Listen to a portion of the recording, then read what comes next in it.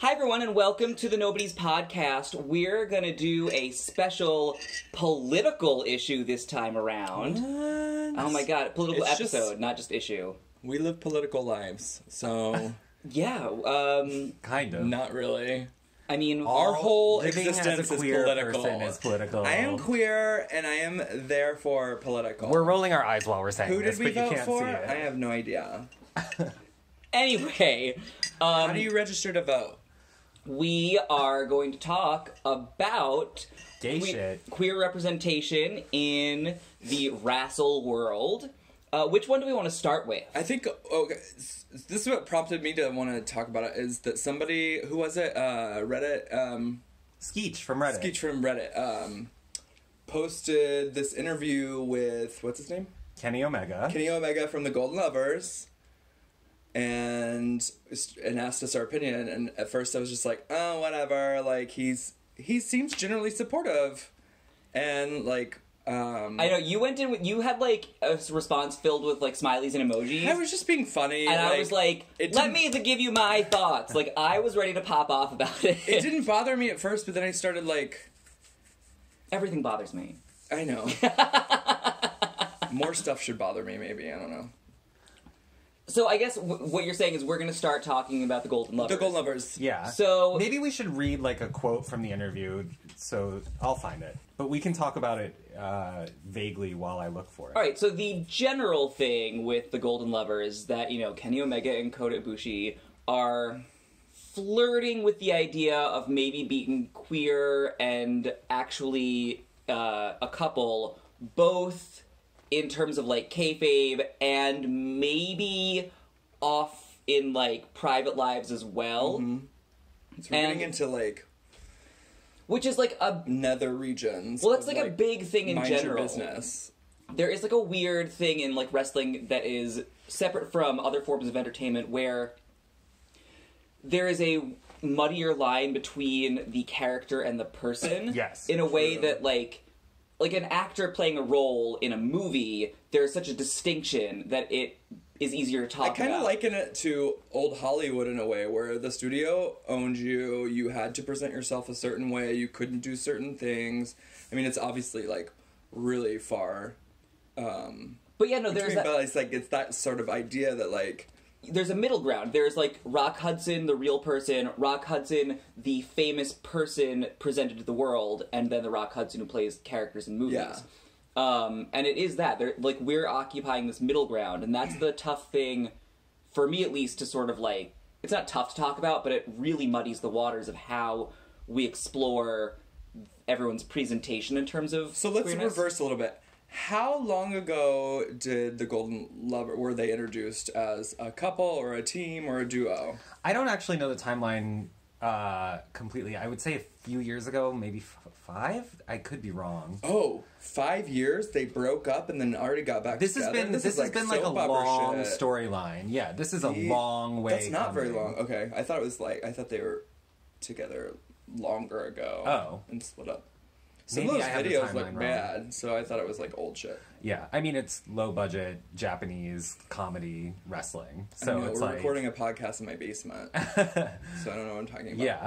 yeah. Anyway, you have a quote? Yeah, I mean, up. I guess it's like I get what you're saying, that there's like a distinction between like the real person and the character, but also like you said, it's the notable thing here is that they're parts of the real people's personalities come through in their character, and their characters are based on real parts of their personality, so it is really complicated. But anyway, so here's 2 quotes from Kenny Omega. "Let people think what they want to think," Omega told Yahoo Sports. "If LGBT people can identify with our story, if they think the Golden Lovers are my team, I'm good with that. It's the story of 2 wrestlers who shared dreams on their way up, who became fast friends, who are now reuniting at the top of their game." And then later he says, "I think it's important to show that in the 21st century that if you're gay, lesbian, trans, whatever, you should feel just as welcome to be a wrestling fan as anyone else. You're welcome in this space," Omega said. I do get stupid messages on Twitter from homophobic people, and they're usually WWE fans. That's a read. Which kind of drives things home. In WWE, a gay person is usually portrayed like some sort of comedy act to be mocked and laughed at. The world's not like that anymore. Everyone should feel welcome to the show. I think everything he said was great, and was the first line of the first quote, like, people, if you want to think something about us. I already lost it. Like, if you want to read, basically he's like, yeah, if you want to read a gay implication into it. Like, you could take what you want. Yeah. Right. Kind of, I mean, Osprey said the same thing, right? Yeah. But that's different because he doesn't have, like, a gay storyline in the same way that these two, that... Oh, we just made him gay, huh? Yeah, we just assumed Well, that was people us. just assume, yeah. And he was just like, whatever, I don't care, which is cool. Yeah. So, they legit had a gay storyline that they're now trying to go back on. It was It never was never overt. explicit. It was always Subtle implicit. gay subplots. But it wasn't subtle either. It was somewhere in between. That's the whole Okay, trick. so after initially reading the thing, and I like to, like, be happy and do The Secret and just be positive, I was like, everything looked fine in that, and he said nice things, and he's right, he doesn't have to, like...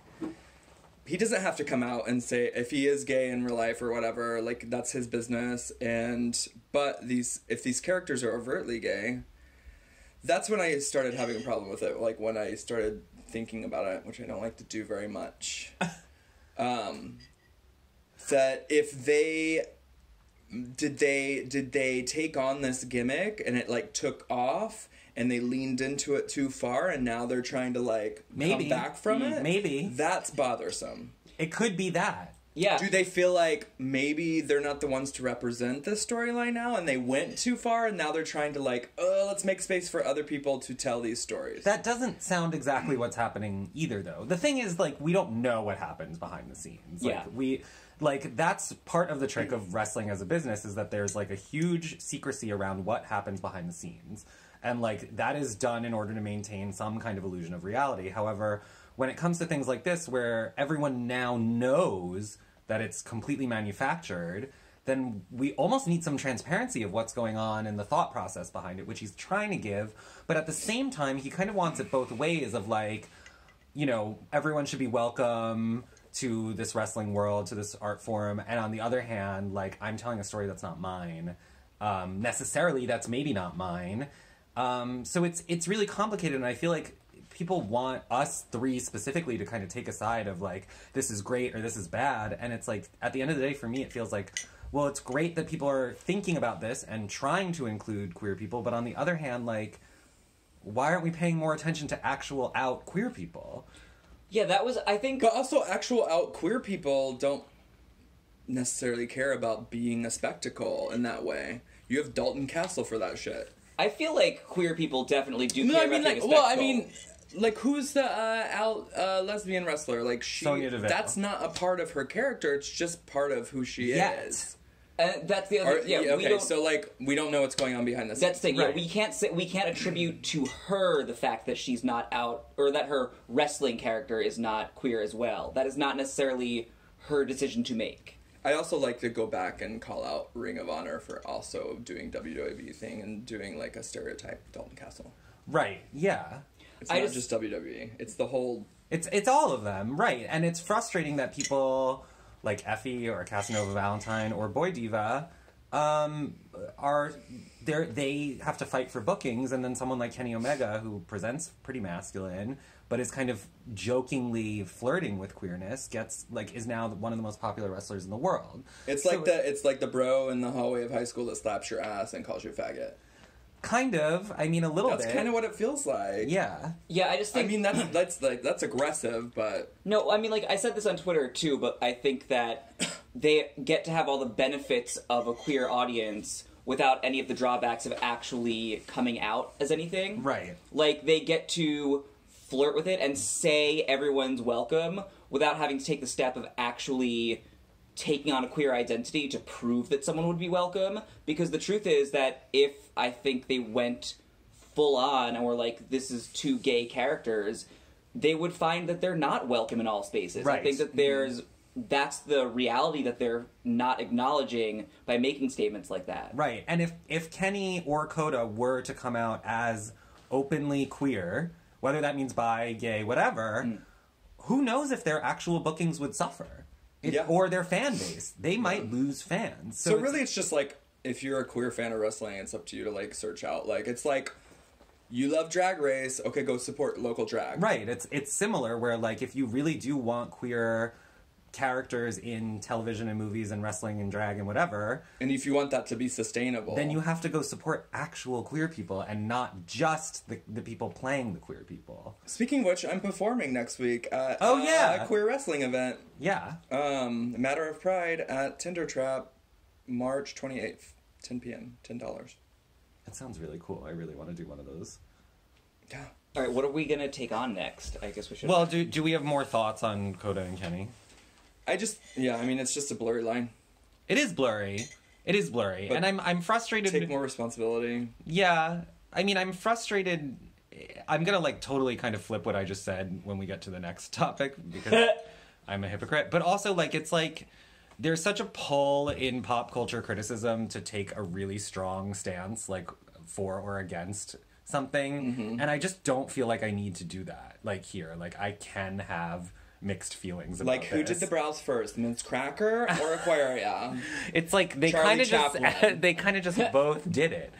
So I just think like there needs to be less of this kind of extreme like it's canceled or like yay there representation. needs to be more dialogue. Yeah, it just needs to be thought And also, like, through more. He didn't have to do that interview or say those things either. He could have said no comment. Yeah. And so, like, he actually did say good things, acceptable things. At the end of the day, it's really hard to be angry at it when he's like well-intentioned and trying to do something nice. And, like, it's clearly coming from a place of good faith. Yeah, and that's when we, like, abandon allies in this. Is Right. when we start to, like, get really, like, nitpicky, I think. Right. I agree. I mean, I hate straight people, but I agree. And we don't know if he's straight people. Right, is right, the other thing. Like, right. you can't even assume that. Right. I don't know if anybody's straight people. Right. Are you gay people? Are you queer people? Yeah. I also, like, as a total pet peeve, hate the phrase queer representation because I think it's just become this shorthand for, like, just shove queer people into everything without thinking. And it's like... VH1 has Drag Race. Yeah, I just get really annoyed by, like, the stock phrase of, like, diversity matters, which it does, but, like, I'm sick of how, like, it's become this shorthand It's a for a much marketable more thing, yeah. complicated conversation. When we get to the WWE stuff, I have a lot to say Okay. about that. Okay, well, then let's get to it. So we'll move on, because Yes. Kenny, we covered Kenny. So what happened this week is I don't know the name, I don't know this website. It is not a reputable website. It did not source anything. It was unnamed inside sources say that Steph McMahon specifically wants to write Finn Balor, the character, not the person, as a gay character, a non-stereotypical gay character who is not kind of a femi, is not kind of So basically he doesn't change, he's just gay. right. Hopefully. You know? Right. That was what the article was hinting at. Again, not reputable. But you have to change when you come unnamed out. sources. Like you just do. Okay, so that's Maybe the complicated. demon is his queer demons, and he'll just live as the demon. Okay, so that is exactly my point on this, weirdly enough, is that it's just all of a sudden making that character gay is a representation matters in quotes situation, whereas having a full pantheon of queer people involved in the writing and costuming and everything about the character to actually put queerness on the stage would be a very different thing. Right. Like, Steph McMahon is a presumably straight woman putting just like, oh, we're going to make this character gay without further looking into what it means to have queer representation at all levels of the decision-making and writing and creative process, which you would need. We don't know to that do that's not happening. We can assume. We can assume. I don't know any insiders to know if that's happening or not. And also, She's making a smart business move, basically. So let's also not like get angry at Steph because again, unconfirmed. We're all gonna be like This is excited. all probably. speculation.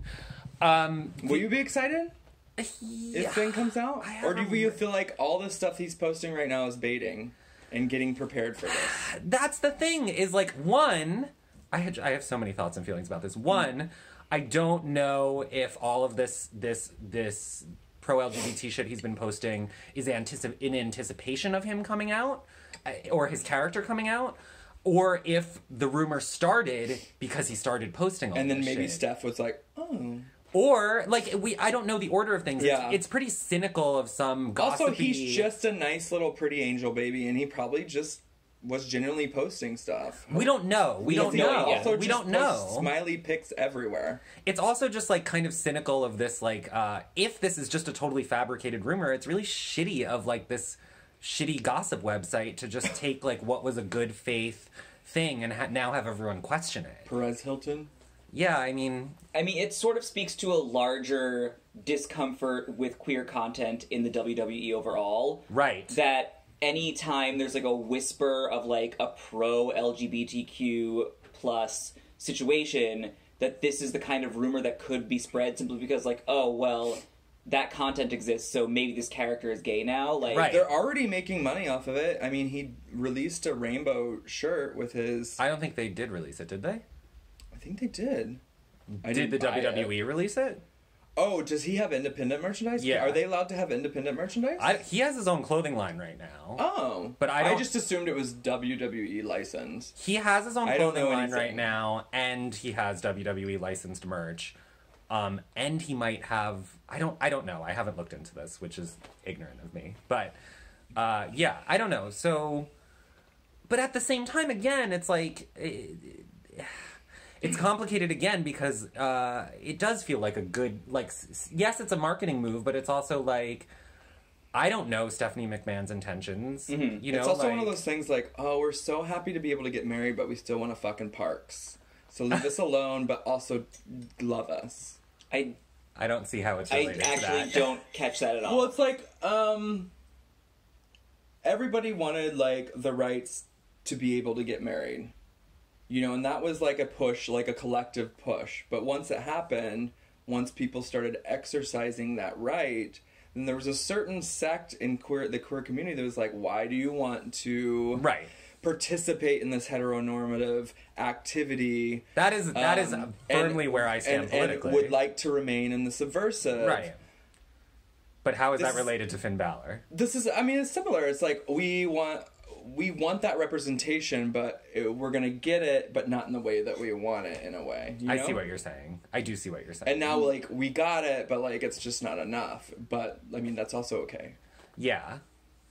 I mean, yeah, I think it's... We don't have it, by the way. Yeah, we don't have representation. And we it's don't not a have we equal situation. rights. They Yeah. don't pay me. That's the thing. Like, I do think it's perfectly reasonable to question the representation we get. Like, I don't like the idea that if the WWE makes queer content, Yeah, of course. that we are default have to like it. You know, like, it's like, I think media should be questioned. Just Representation like we should be don't have to questioned. like RuPaul anymore. We can still watch the show. Right. It's also complicated because the WWE has a really bad history of homophobia. They literally misled GLAAD numerous times in the 90s. Oh, I forgot about that. And, like, only a week ago were they making homophobic jokes in segments on TV. So it's like, you can't have it both ways. What were they saying? I missed the segment, but I think I saw, like, a gif of it later where, Braun Strowman is by himself is challenging Sheamus and Cesaro for the tag belts, which is, like, a funny plot, but there was some joke about, like, Braun said, like, I bet you two are sleeping together, and then, like, the whole audience was like, boo. And it's like, you can't do that anymore. Stop. And also, like, a lot But of their WWE is still, like, good guys versus bad guys, and so that's a bad guy thing to say. But they also have, like, their prominent WWE superstars who are out of kayfabe, like, solidly, openly homophobic. What's and kayfabe? Out, like, the plot. So, like... The constructed narrative of so wrestling. There's, like, Okay. fake AJ and real AJ, or, like... So, like, fake Lesnar, I don't know if he's homophobic, but real Brock Lesnar seems to be actually straight up homophobic and receives no repercussions for that from an Right. organization that is supposed to be trying to make positive strides in how it represents the queer community. And, like, you can't make your biggest star someone who is openly homophobic if that's your Yeah, I'm not defending agenda. like that as a bad guy thing to say, but it's like they're kind of behind, and so why Super wouldn't they behind. like? I don't know. They should know better, but I don't know. I mean, not to mention, and here's another layer that makes it even more complicated, the WWE gives millions of dollars to conservative causes every year. Like, they're like, the McMahons are Trump supporters. God, I feel so complicit making this show now. Right, I mean... We all have WWE subscriptions. Yeah, I give them $10 every month, and I feel guilty about it, but, like, it's a lot of work to steal it. Fair enough. So the WWE gives millions and millions of dollars to, you know, conservative causes and Trump's, and then on the other hand is kind of winkingly feminist and trying to be pro-queer, and it's like, again, like, how many times can these promoters want to do it both ways? Like, you kind of have to pick one. I mean, it's again, like, our responsibility as viewers or consumers. It's like, how many kids shop at Urban Outfitters? Right. Not knowing that it's one of the worst companies in the world. Yeah, right. Super conservative, stills designs, like, I mean, like any other, like, corporate Right. entity. Right. Do we want to move on to the John Cena stuff?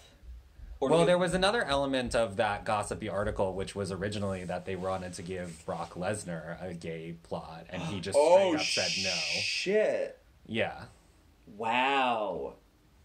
Again, unconfirmed rumors. But also, like, what major publication is going to publish something like that? Right. It's like a zine situation. And there's the thing I've noticed with the WWE since I've been forced to be paying very close attention to it is there's a lot of where there's smoke, there's fire. Like, when you hear a rumor, like 7 months down the line, you kind of find out that rumor is often true. Wow. Brock Lesnar's a weird choice because he is IRL married to a woman. Yes. Which I think, again, speaks to the duality of what they want to achieve, that they want to get away with having gay representation without having to do that pesky hiring a gay person thing. Right. And then let's make this even more complicated. So the WWE had one openly gay wrestler, Darren Young. They fired his ass. Yep. Now they have Why was he fired? No, unspecified. Okay. Darren Young, come on our show. Ooh, we should write to him. He's not... Well, he probably still has an NDA. Anyway. And then also now they have Sonya Deville, and she is talking about being gay, but not in kayfabe. Mm-hmm. So, like, what the fuck is going on? Like, can't you just hire some gay people? Like, I don't get it. So it's 2018. Yeah, it's 2018. So the WWE just keeps making these fucking miserable decisions. Like, they want to, like, act like they're progressive, but then, you know, they're doing bullshit like this. They just had a whole scandal with calling the Women's Battle Royale the Moolah Battle Royale, and then they had to change the name because she was a pimp, and, like, was horrible and abusive towards numerous female wrestlers, and the WWE just wants to kind of put forth their propagandist narrative about the company's history, which does not reflect reality or the way we think about social issues anymore. So they're just so... It feels like with the WWE, unlike maybe with, you know, the NJPW situation, there's just so much incompetence. Like, they just can't... Like, even if they want to do something good, they're just so stupid. They can't figure out that the answer is, like, hire a gay person. Like, they're trying to work around it by taking Finn and making him gay, but they just can't figure out how to do it right because they're literally stupid. And that being said, I also think, like, if they are going to take a straight person and make him gay, Finn kind of feels like the right person to do it because at least he's, like, not a shitty person. So we think. Yeah, he's, like, seems like the best option other than a queer person. Right. Like, Which is what's, like, frustrating about it, too, where it's like... Who are out there yeah. doing things? Yeah. Yeah. Yeah. Though I'd also really be into it if they reunited the Wyatt family but just made them all gay. I was just gonna say, if the demon is gay, is Sister Abigail, like, a gay queer person? Is that his, like, he's secretly, like, a drag queen? Well, I mean... Sister Abigail is one of the Sisters of Perpetual Indulgence. Donate some money before you use that. WWE. Because they raise money for I got it. charity. I got it. Okay. Everyone Google the Sisters of Perpetual. Well, but like Mothers. also, you know, like that is a point though, because like they're doing the mixed match challenge now, and everyone's doing a charity. There wasn't one LGBT charity on there. You know, Ooh. like Ooh. they're picking Susan G. Komen breast cancer fake charities, but they couldn't put like a real gay charity on there. Queer people get cancer. Kids turn out to be gay. So, got you. I don't know how your brain works sometimes. I don't either. Yeah. Do we want to now move on to the John Cena stuff? Are there positive things to say about this conversation? Are there positive things happening? Matter of Pride, Boy Diva is part of putting this LGBTQ wrestling. I mean, there are indie wrestlers who are openly gay, and there are trans wrestlers that are Effie openly just trans. won a big thing, right? Yeah. He won a huge title. So it's like, you know, that's what part of it makes it even more frustrating. It's like, there are people doing this, and you're just not paying attention, WWE. Yeah. It's just like, West Hollywood has rainbow cross rocks, but you can't even wear a rainbow in Kansas. Sure. My brain. I was more enthusiastic about the announcement when I saw it at first, and then the more I've thought about it, the more I've soured. Finn? To it. Yeah. The Finn announcement? Announcement as in rumor. Yeah. I mean, he's a good guy. He's a nice guy. He'll do it respectfully. How much? He's not going to do it as a joke. Hopefully. Yeah. Much is unknown. Right. We don't know what they'll write for him either. This isn't even a confirmed thing that will happen. Right. So there's just like, all of this is wild speculation. It will depend on how they write the story, if they were going to write that story, because they could just write something terribly offensive like they always do. I am apprehensive. Yeah. I don't know. Okay, so the next thing we were going to talk about was that John Cena gave an interview, now I gotta find it, to TMZ, and I don't know why TMZ asked him this question, but they said something like, do you think there will ever be like a successful transgender wrestler? They're trying to rebel rouse. That's what they're trying to I mean, do. yeah, I guess so, and it worked, because now here we are, like idiots talking about it. And he gave some kind of very delicate, inoffensive, yet not incorrect answer of something like, you know, when the story, all we do in the WWE is tell stories, so if there's a good story for a transgender wrestler, then yes, why not? If there's a good story, that's what he said? Hold on, I'm trying to find it. Because there's plenty. John Cena says WWE could have a transgender wrestler with the right story. That's the headline now. I got Okay, that's different. Yeah, that is seems different. That is different. Yeah, I mean, it's, my opinion is basically an entire rehash of everything we just did with Finn Balor, that, like, it very much depends on having the kind of support behind the scenes to do this well, as opposed to just picking a trans wrestler and doing whatever random straight cis bullshit they feel like. Like, and how much say is a new queer wrestler coming into WWE gonna have over their storyline? Doesn't sound like much, considering the wrestlers who have been there forever don't even have that much say over their own storyline. Yeah, so they will have to. I mean, there has to be. Okay, so here's the quote. They don't show From Ferdinand? Yes, they don't show what the question was in this article because TMZ is shady, but the quote is, "I'm a storyteller, my friend, and that's what we do in the WWE. It's not segregated to sex, race, creed, religion, any of that. So as long as the story is good, it belongs in WWE." I don't know. They really sent out a newsletter to all their top people and, like, this is what we're saying. Yeah, here's the party line. Although I do believe, like, he meant what he was saying. Oh, sure. I mean, like, I think that John Cena actually is just a very nice boy, and I hold no And ill will also, toward he's him. trying to work in Hollywood, so he can't fuck up. Yeah. I think But that, he's also kind of bought into the WWE's propaganda for a long time, and he's made a lot of money from it. Yeah. but yeah, I mean, my thoughts on this are the same, so Yeah.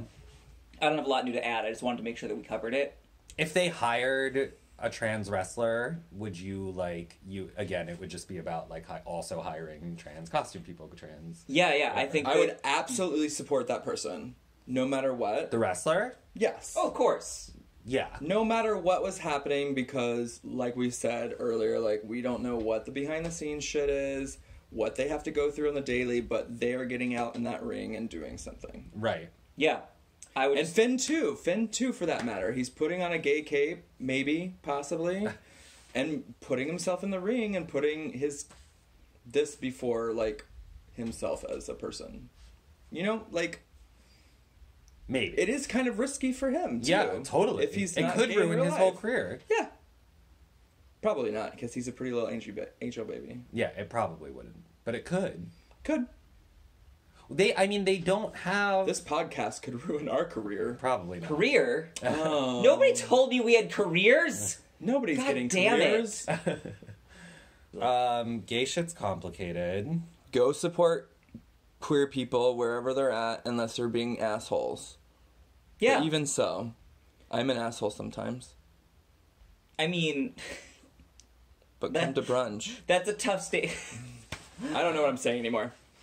Yes. But if you like drag, go see drag.